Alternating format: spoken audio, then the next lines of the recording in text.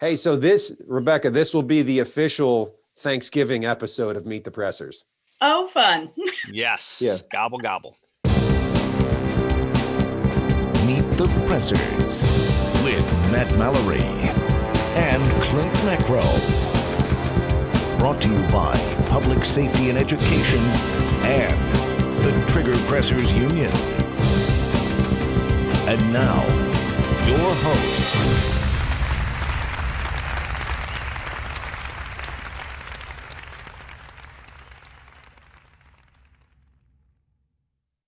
Hello, this is Meet the Pressers with Matt Mallory, and this is my esteemed co-host, Klint Macro, right here. We have an awesome guest on today, and Clint's going to take it away and introduce her. Yeah, this is our very special official Thanksgiving episode.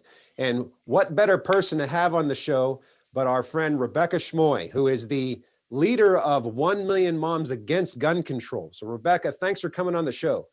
Well, thank you for having me. This episode is brought to you by Mountain Man Medical.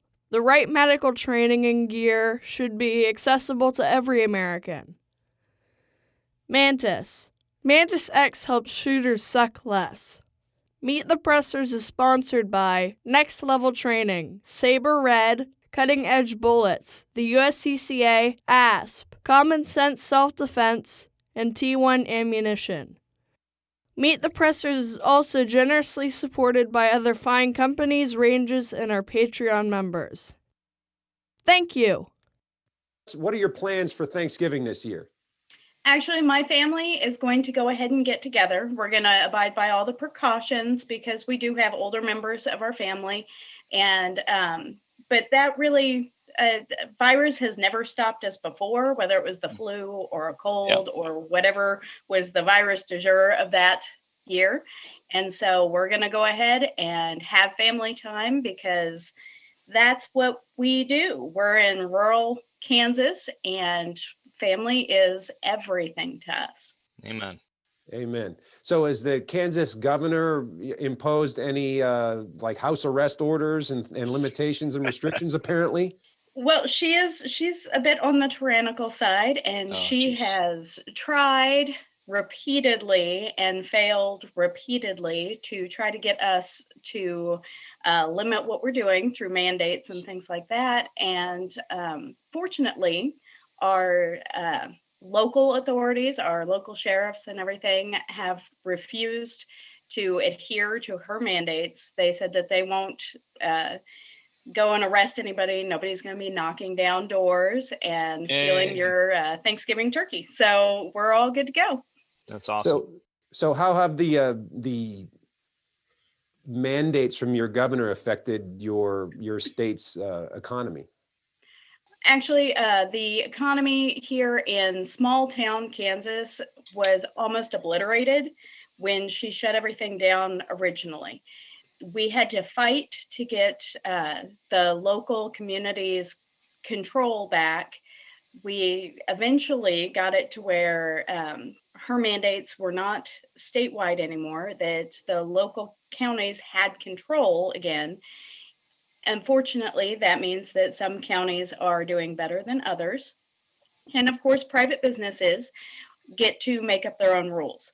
So if a private business is in a county that that they are adhering to the mask mandates and all of the protocols and the keeping shut down, that's their business. And if their business suffers from that, then that's a decision that they made. Yep. Now, on the other hand, if you have decided that you are not going to enforce the mask wearing, we've seen quite the boom as far as people seeking out those businesses that leave it up to the customer to be in charge of their own health. And so they tend to get a pretty good financial response from those of us in rural Kansas. Good. Voting with the pocketbook, right? Yeah, exactly. So I see a news article here. Governor Kelly dismisses rumors of plans for COVID lockdown on Kansas businesses. That's November 14th that came out. She literally looks like she's got the mask like up to here. Oh, in the picture, like she's really she loving that mask, man. She's like practicing for Sharia law, right? She's fully swimming in that thing.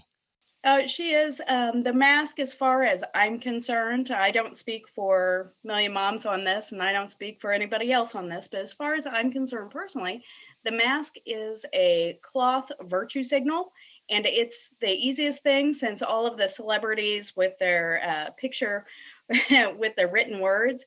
This is even easier, and anybody can access it. All you have to do is strap a piece of cloth to your face and walk out your front door, and you are trying to signal to everyone else that you are better, that you will care more, and that anyone who doesn't adhere to your opinions is just not as good as you. And so it's the easiest virtue signal that we've faced so far, and it's going to be really hard to get past that because people have learned how easy this is. Yeah. So it's going to be interesting, and unfortunately, Governor Kelly is gung ho on it. It's like wearing pants. If you don't wear pants, you get in trouble. That's kind of we're going forward in that.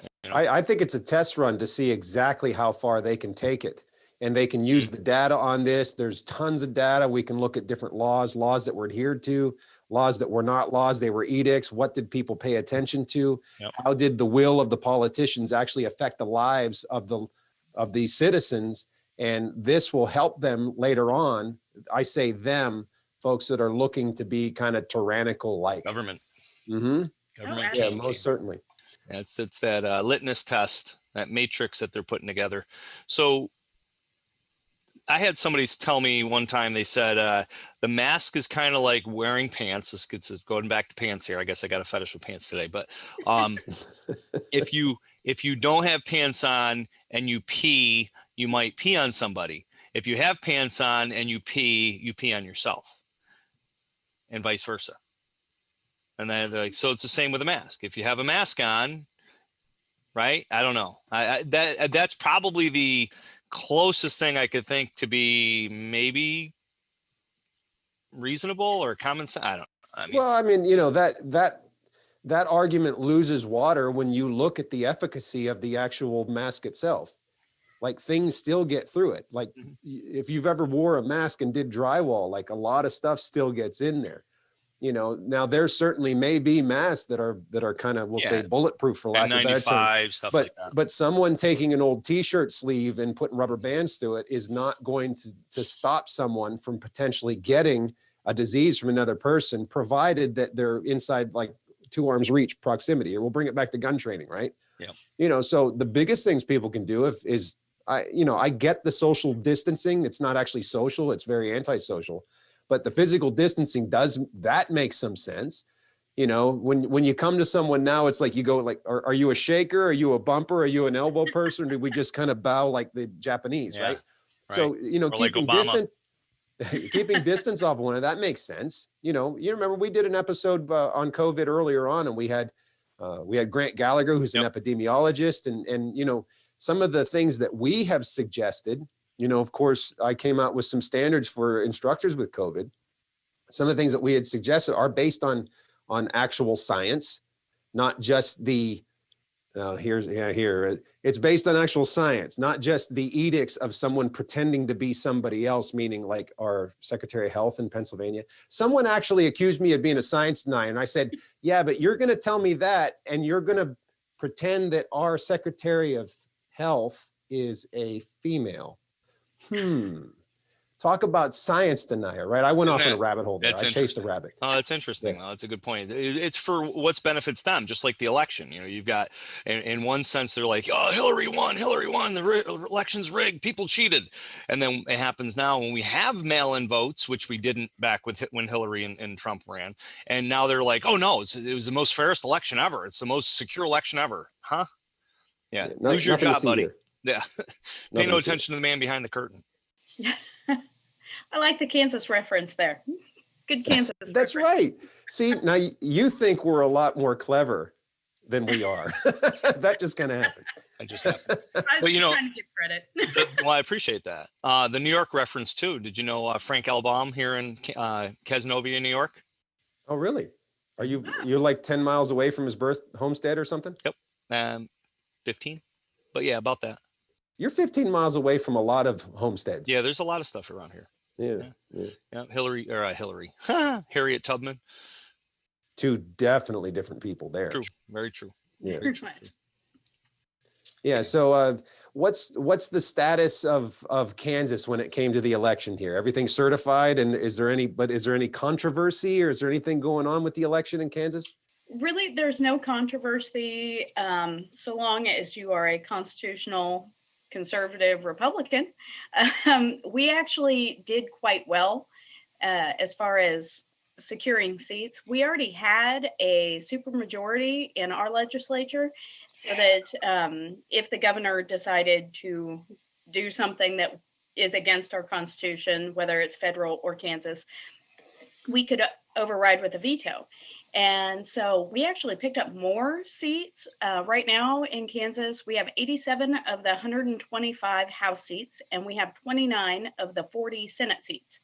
And so basically, whatever she tries to do, we can keep in check, which is the way it's supposed to be. And it makes my job a little easier. But right now, what we're focused on is trying to educate our legislatures. So if it comes to gun rights or training and things like that, then it's our job now to make sure that the people who do fill the seats actually know what the laws are, and they know how regular citizens, their constituents, are exercising them and what they're doing as far as training and things like that, so that they can better represent us. So it's a good time in Kansas, except for the governor. Yeah. We New York, it's not so good. We actually the Democrats just got supermajority, or I think they're right on the cusp of getting it, which actually could be a benefit, because then you have them eating their own, because the governor, if they don't want the governor to be, because the governor actually treats them pretty crappy too, treats Republicans even worse. Like, we don't want you in our state, leave. He's actually said that publicly, not verbatim those words, but then we've got him treating the Democrats in the House and Assembly pretty bad. So I'm hoping that they come back and start vetoing his stuff just for retribution, and the whole House burns down with all of them in it. It's easier to rally the troops if you've got an enemy in a position of power over you. Mm-hmm. So it's a little easier to get the constituents, the everyday people that make up your state, involved if they're involved for a reason. And that sounds like a really good reason to get involved. Yep. Yeah. Well, I mean, we saw this when Trump was elected in 16. Yeah. People were very I think pretty darn politically active prior to that in the gun world. And then when Trump won, there was like a sigh of relief, and a lot of people kind of we call it Trump apathy, right? I mean, I'm sure you saw this, Matt. My enrollments in classes went down a little bit. Gun sales went down a little bit. Getting people to show up for pro 2A rallies and stuff like that went down a little bit. Mm-hmm. So, I mean, there is something to be said. If we have an enemy, then people will rally up a little bit more in numbers. And then COVID hit. And then the riots happened, and things just went through the roof. But I was surprised that when it looked like Biden won, which I still don't fully believe, that you're a math denier, Matt. I'm sorry, man. I'm in the technology industry. Trust me. I believe that things can be hacked and whatnot. My card got scammed. Somebody, I think they did one of those little swipe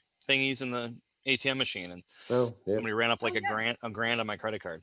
Anyway, I work for a bank. In my 9 to 5, I work at a bank, and every day we see fraud. Every single day. That doesn't mean that every one of our customers is committing fraud. It means that every one of our customers is susceptible to fraud. Mm-hmm. So getting people to understand that fraud, whether it's at your local bank or whatever, elections, that doesn't mean that everyone is to blame. Mm-hmm. It just means that you have to understand that there are people out there that do this for a living. And you need to be aware of it, and you need to know how to stop that from happening to you, whether it's you personally or in your state or whatever it is. So it's been interesting watching everybody deny the fact that fraud exists. Dominion software. Yeah. Oh, well, I don't know if you guys have been paying attention to current events, but here in Pennsylvania, we've had a little bit of controversy with the voting count. little bit. Just a little. Well, one Couple thing of that I cities think people particular? need, one thing people need to recognize is, and this is just something to kind of ruminate over.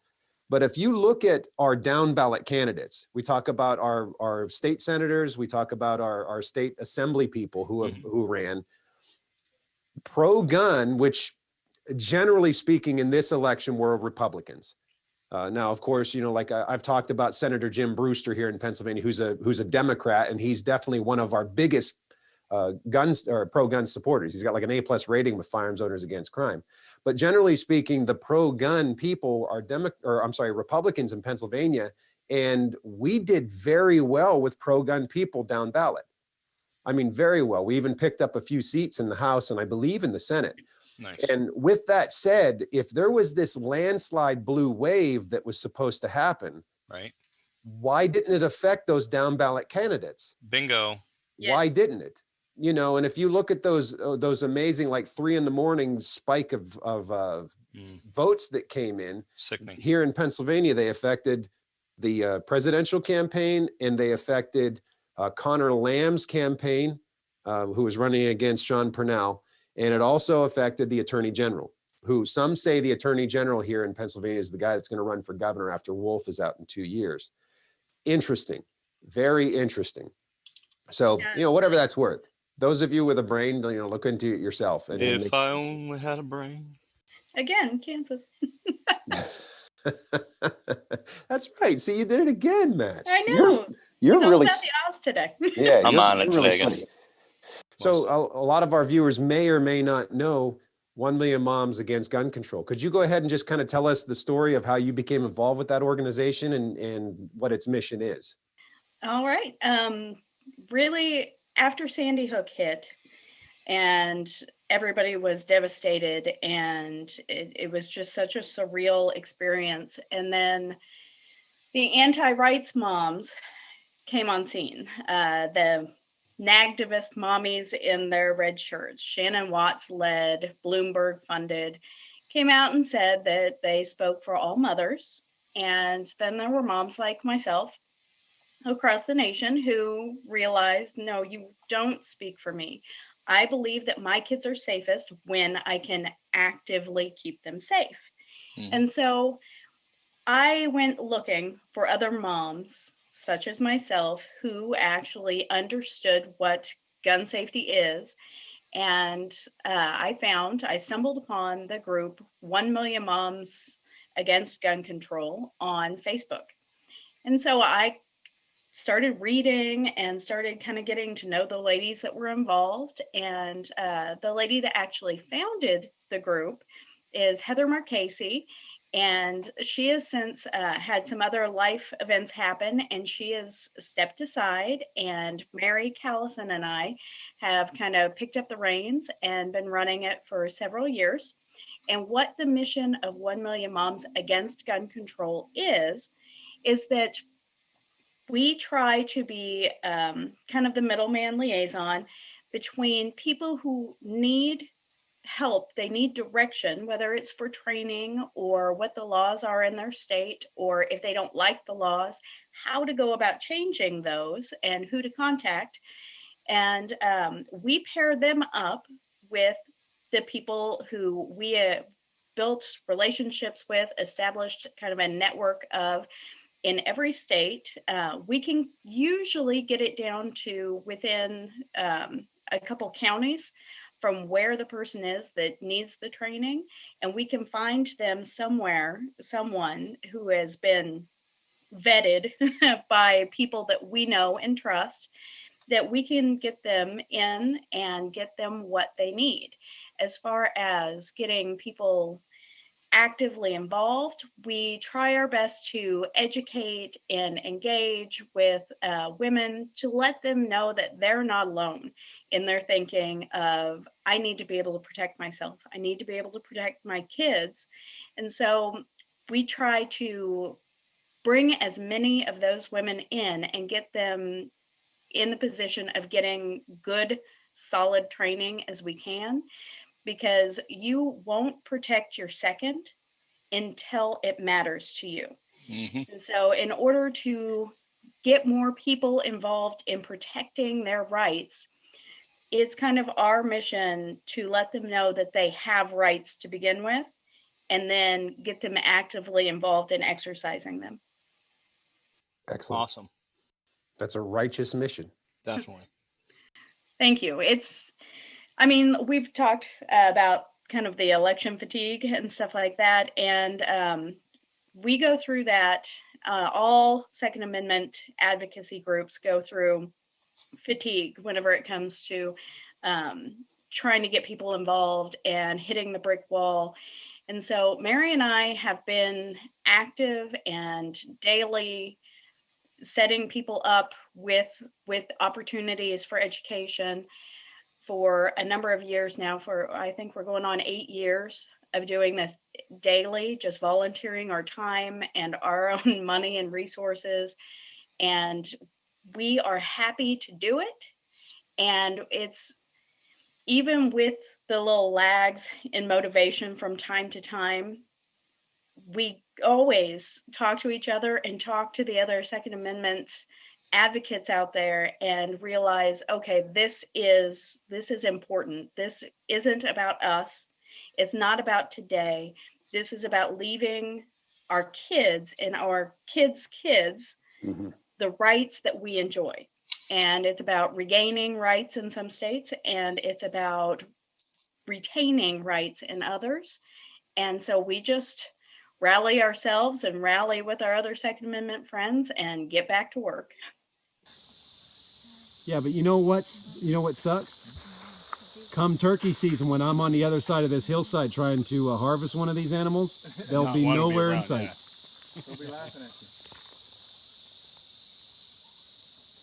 Lieutenant Colonel David Grossman talks about how denial kills us many ways. He's been on the show, but if anyone has ever seen one of his sheepdog seminars, like I can't imagine how defeated I would be if I was in a situation where I could have used it to help me or help my family and not have it. Absolutely. So, when we do take on that responsibility to be our own family first responder, that is a responsibility, and we need to be disciplined. And safety is not convenient a lot of the times, man. It's literally a pain in the back or the butt to carry a gun every day. But if you choose to do it, you got to be consistent. Consistency, breeds success in that case. So with that said, are you willing to discuss your everyday carry kind of thing? Oh, sure. Yeah. Let's see. I have the privilege of being able to adapt what I'm wearing as a woman around what I'm carrying. And so that also means that I have the necessity of adapting how I carry around what I'm wearing, depending on the situation. And so it's been great over the last 8 years or so. The advancements in options for women carry have been astounding. We've got everything from belly bands and regular holsters that clip onto belts and things like that, all the way through. You've got corsets and different contraptions that you can wear. You've got purse carry, you've got bra whatever. holster. Yep. Yeah. And so my personal preference is I actually like the good old standard belly band that I can position in any position. I carry a SIG P365. And if I'm not in a situation, or quite frankly, if it's summertime and it's hot and I don't want to wear the belly band because it's hot, then I really just go with a Kydex holster. I have several to pick from. I was just at an event where we got these, it's brand Eclipse holsters, and it's been phenomenal for whatever I've used that one. And I carry as often and as religiously as I can. So it's just become part of the getting ready process for me. And my kids, since I've always lived this way, even before Sandy Hook, guns were just part of our daily life. And so as my kids have grown up, they have learned just like you train them how to cross the street, just like you train them not to touch a stove, just like you train them who is appropriate to talk to in public and, who to just kind of avoid. Stranger danger. Then I also trained my kids that when they come up and they grab a hold of mom or they give me a hug in public or something, that they don't react to what I'm carrying, wherever it is that I'm carrying.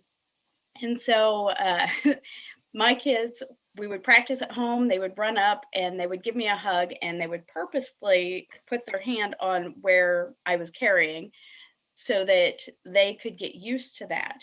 So that when we were in public, if they ran over and grabbed a hold of me or something, then they wouldn't go, oh, what's that? Or, oh, you're carrying, or something like that. Mm-hmm. It was really important to me that being concealed actually means concealed. Yep. So I didn't need them to be inadvertently and accidentally giving away the fact that I was prepared to protect us. Right. And so it was just, it's been an adventure and it's been a lot of training, but that's life in general. When you're a mom, you're constantly training your kids on something. That was just part of it. It's funny. The other day, our daughter knew, she's 4, she'll be 5 next month. She knew her left from her right. My wife goes, how the heck how did you, I didn't teach you that. How do you know your left from your right? And Daddy taught me. And we're just outside and I'm just like, okay, go to your left. And she starts going, and I'm like, nope, your other left. She goes that way. And then eventually she just, hey, look to your left. And she'd start looking to her left. Yep. Just knew it. I didn't have to teach her the, L means left kind of thing. I still have to use that myself sometimes. I have to. I've seen you do it. All my kids, right? They're all dominant right-handed. And so in our house, I just said, you write with your right. The one that's left is left. And so that they always think about what their dominant hand is whenever they're trying to figure out their right from their left. Yeah, it's interesting. You talked about how the kids, like they know where the gear is when they give you a hug. My son would hit his head on my mag pouches when he'd run up and give me a hug. Right. And so now, I mean, he's almost as tall as I am now, but when he hugs me, he kind of pulls his body away and kind of hugs this way because he knows I always have something on me.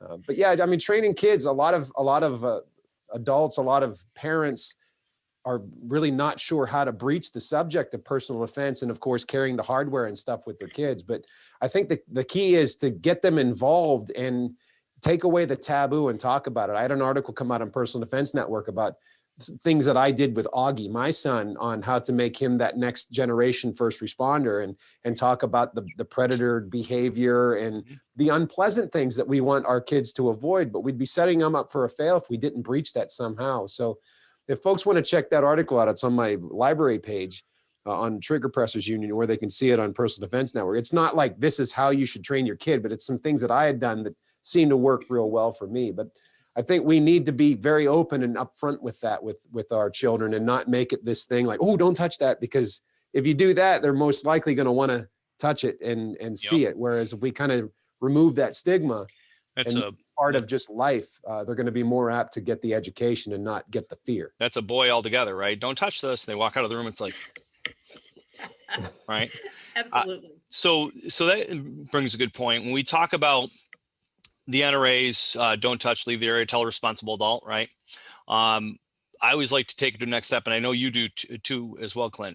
Take it to a next step and tell them, muzzle, trigger discipline, teach them about guns, safety, because the analogy I'll use with my students is you can tell your kids not to touch it, and they may or they may not, but you can't control your kid's friends and whether they touch a gun or not. So if your kid's friend picks up a gun and points it at your kid and has their finger on the trigger, you want your kid to know that could kill them. And they should probably step to the side and say, don't point that at me.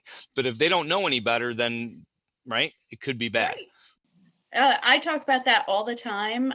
One of the reasons why I was so adamant about training my own kids and why I work so hard to get people to get their kids in gun safety, firearm safety, even if you don't own guns, you're setting your kids up for failure and possibly death if you don't teach them how to be safe with a gun that they can understand if someone's being unsafe around them.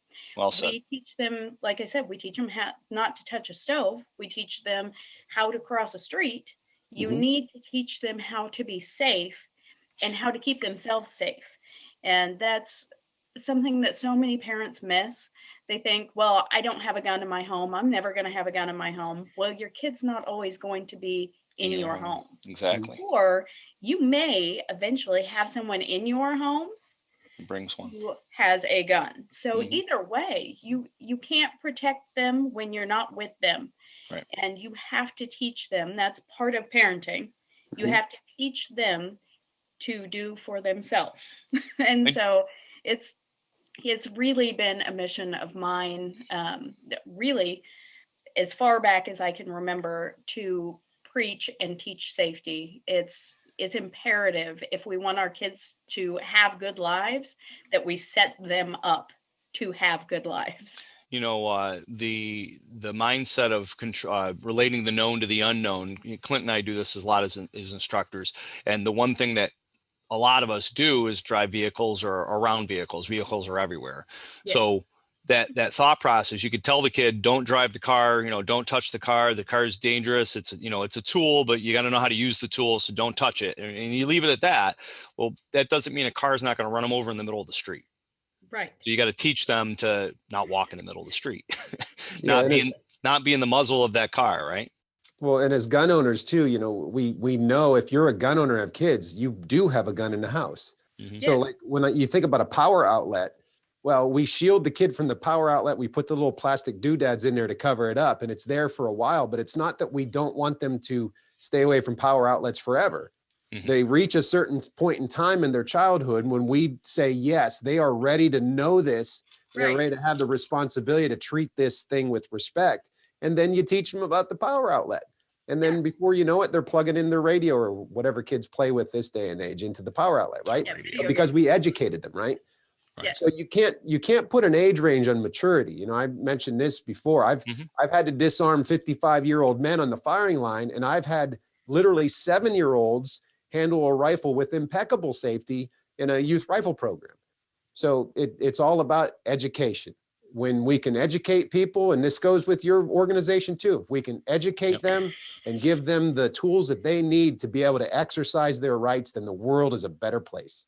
Oh, absolutely. In fact, Mary and I also do work with the DC Project. Mhm. And the whole point of the DC Project is educate, not legislate. Mhm. If we would all take more time on the education part of it, we would be fighting much less legislation. Mhm. And so it really is imperative, whether you're educating your kids or you're educating your peers, or whether you're educating someone that is an elected official, an elected representative of yours. It all comes down to education. So thanks for coming on the show. If you could just tell our viewers how they can get in touch with you or learn more about your organization. Sure. I think we're all diversifying right now. So if it's social media, I'm either already on it or I am slowly but surely getting on there. And you can look me up personally with Rebecca Schmoe. And then let's see, 1 Million Moms you can find at 1mmagc.org. And the DC Project is dcproject.info. All right, excellent. Awesome having you on. Yeah, awesome having you on. And I wish you and your family a wonderful Thanksgiving, and we'll see you next time. Likewise. Thank you. Happy Thanksgiving, guys. There's lots of sponsors that make this show possible, like Mountain Man Medical. Check them out and give them your business. This episode is brought to you by Mountain Man Medical. The right medical training and gear should be accessible to every American. Mantis. Mantis X helps shooters suck less. Meet the Pressers is sponsored by Next Level Training, Saber Red, Cutting Edge Bullets, the USCCA, ASP, Common Sense Self-Defense, and T1 Ammunition. Meet the Pressers is also generously supported by other fine companies, ranges, and our Patreon members. Thank you. Thanks for watching or listening to our show. Make sure to like, comment, subscribe, share, click that little bell thingy so you know when the next episode's uploaded. Support us on Patreon. Come to one of our classes. Host us to come to you and do one of our classes at your location. And until next time. Adieu. Thank you for watching Meet the Pressers.